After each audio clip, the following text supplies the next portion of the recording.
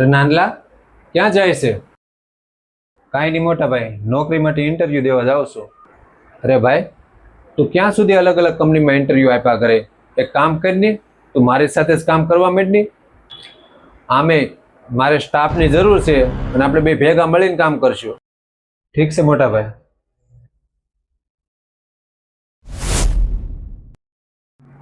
તમને કાંઈ ખબર પડે છે? તમને કોઈ ન મળ્યું તે આને કામ ઉપર રાખ્યો? કેમ પૂછ્યું? એ મારો ભાઈ છે. તમારો ભાઈ છે ને એટલે જ કહું છું. તમે એને કાંઈ કહી નહીં શકો અને પગારે નહીં કાંઈ કાપી શકો. કેમ નહીં કરે? એ ભાઈ છે મારો. એને ખબર નહીં પડતી હોય તો એને સમજાવે. અને વાત રહી પગારની, છુટ્ટીના દિવસે પણ એ કામ કરશે ને. તમને તો કાંઈ ખબર જ નથી પડતી. માર કહેવાનો મતલબ એમ છે કે તમારી પાસે બધું કામ શીખી જાય ને તમારી ઉપર જ આવી થઈ જાય. હું કઈ સમજ્યો નહીં.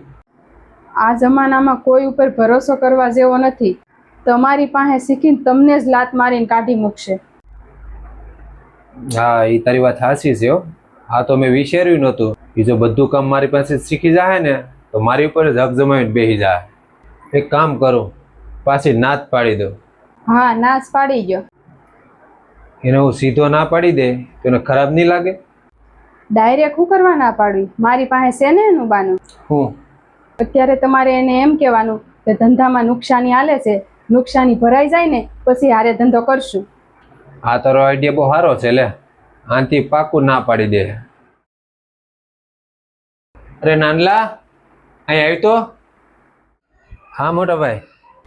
જો ભાઈ, હું તને એક વાત કહેતા જ ભૂલી ગયો કે મારા ધંધામાં અત્યારે ખોટ ચાલે છે અને એના માટે મેં લેણું કર્યું છે.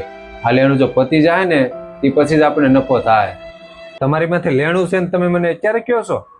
એ મેં ધંધા માટે લેણું કર્યું હતું, પણ મને એમ હતું કે હું એકલો ચૂકવી દે, પણ પછી મેં તને વાત કરી. મોટા ભાઈ, તમે ટેન્શન નહીં લેતા. મારી પાસે ખાલી પ્લોટ પડ્યો છે. એ પ્લોટ આપણે વેચી નાખશું. પછી એના જે પૈસા આવશે ને બધું લેણું તમારું આપણે ભરી દેવું. પછી જે વધશે ને એ પૈસાનો આપણે પછી ધંધો કરીશું. પણ નાનલા, તું તારા ભાગનો પ્લોટ કેમ વેચી નાખશો? અરે મોટા ભાઈ, તમારે તો લગ્ન થઈ ગયા છે. તમે જવાબદાર વ્યક્તિ કહો અને મને કોણ કહે? અને મારે શું જવાબદારી હોય? અને વાત રહી પ્લોટની, એ આપણે બે ધંધો કરશું તો એ પાછો પ્લોટ લઈ લેવું. હા નાનલા, તું હા શું કહેશો? બે ભાઈ જો ભેગા મળીને કામ કરીને તો પ્લોટ શું બંગલો પણ લઈ શકાય.